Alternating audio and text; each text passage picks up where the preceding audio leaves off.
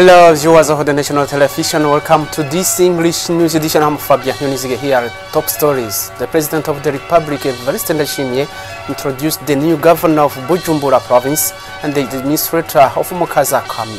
The head of state called on them to be close to the population.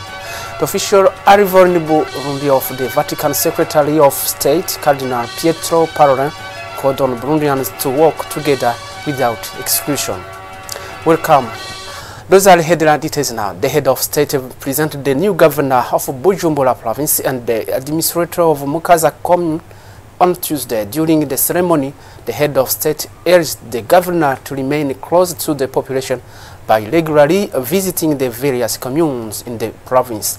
Addressing to the citizens, he called on to unity for sustainable development, highlighting the importance of value chains. Evariste Niyonkuru for more details.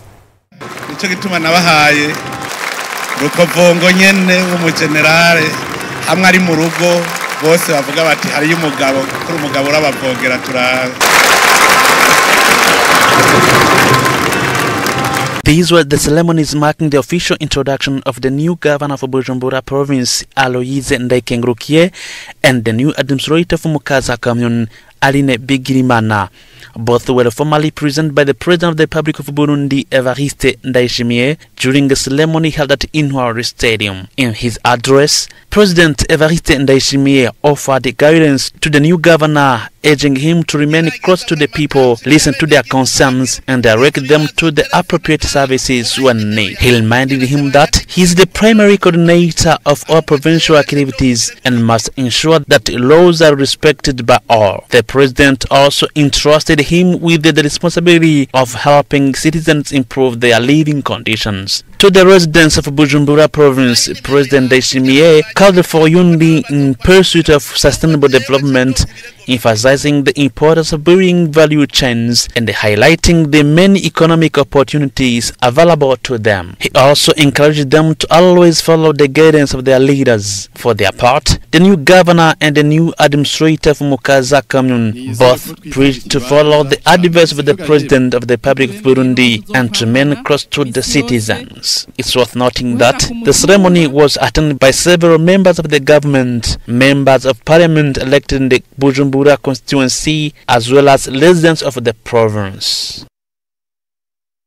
As I said, the Vatican Secretary of State, Cardinal Pietro Parolin, arrived in Burundi on Tuesday and was welcomed by various authorities in the country. In his address, the Cardinal urged Burundians to work together without exhibition to promote the development of their nations. LC Aurora Kamukama for more details.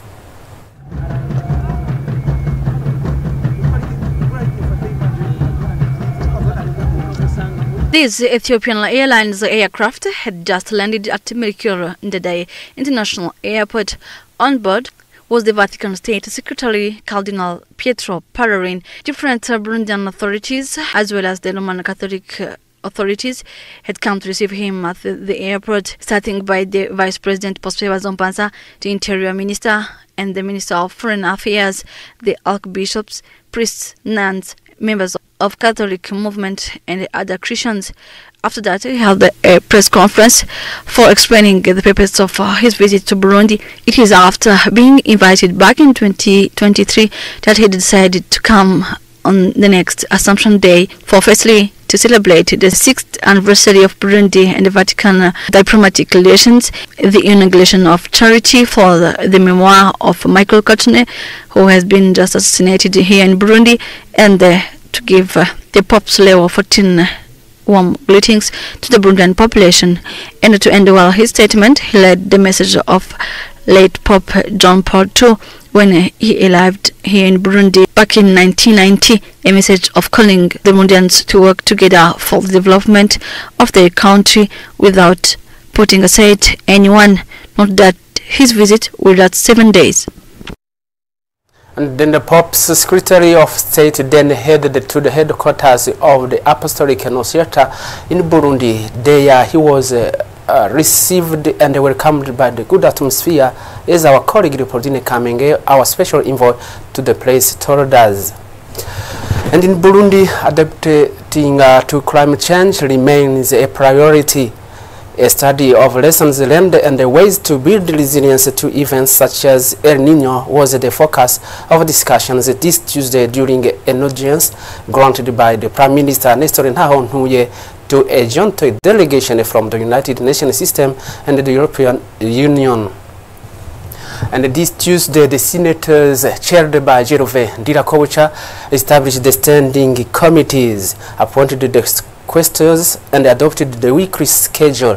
3 standing committees were confirmed: the Political, Diplomatic, Defense and Security Committee, chaired by Sabine Ntakarutimana; the Institutional, Legal and Decentralization Committee, chaired by Berkimas Nzoyihaya; and the Economic, Financial and Social Committee, chaired by Imelda Sabushimike. The senators also appointed Syriac Shimirimana and Josephine Nyiraneza as the quaestors responsible for the administrative and the financial management of the Senate. Finally, the weekly schedule was adopted. And the national television met with young people in Bujumbura who are developing innovative projects and are determined to ensure their own development. They say they have responded to the call not waiting for a job offered by the civil service, but rather to launch income-generating initiatives themselves. Details with Jacques Sohirakoze. Several young people in the city of Bujumbura continue to show ingenuity in developing themselves rather than sitting idly by. They achieve this through companies they create, which helps facilitate their empowerment. One such company is Addison Company, a youth-led business that sells various items at the market commonly known as Bata in Oke Bazaar F20. It is regularly represented by Jean-Marie Ngendahayo, also known as Bowden. The manager of the company, Prosper Ndailagije, explains that they started small by selling cherry peppers in Dubai, then began thinking about importing other products needed by Burundian population, such as phones, batteries, hard drives, and many more. Prosper Ndailagije urges other young people to roll up their sleeves and launch self-development projects. Today, this youth-led company has reached a level where it sources its products directly from China. Starting with a capital of 5 million Burundian francs, it now has over 300 million Burundian francs. Another remarkable youth initiative is Kazi Abroad, a company based in Kigobe neighborhood. It helps young people pursue their studies abroad, whether at the bachelor, master's, or doctoral level. Since its creation in 2021, it has already enabled around 500 young people to study abroad, and 250 of them have returned to Burundi to put into practice what they learned, according to Lionel Nzisabira, the legal representative of the company. He notes that in the past, young people faced many difficulties in obtaining visas or properly filling out application forms for foreigner admission. Today, things have become easier thanks to Kazi Abroad, he added. Another youth-led association, Film, located in the Milango neighborhood on 14th Avenue, focuses on repairing electrical equipment. Its leader, Eric Nijimbere, explains that the motivation behind launching this initiative came from responding to the government's call and supporting Burundi's vision of becoming an emerging country by 2040 and a developed one by 2060. In addition to equipment repair, Film also trains other young people in the same field. Since its creation in 2011, the association has trained 28 youth who are now active in various parts of the country. And the Minister of Communication and the Media, Gabi Bugaga, urged the national television staff to always work in the interest of audience watching their programs. He spoke this Tuesday during his first field visit he conducted to our institution. We reach and near this monument. On the same Vugizo village we find a monument of the tomb of the hero of Burundi independence, Prince Rwigwagaso.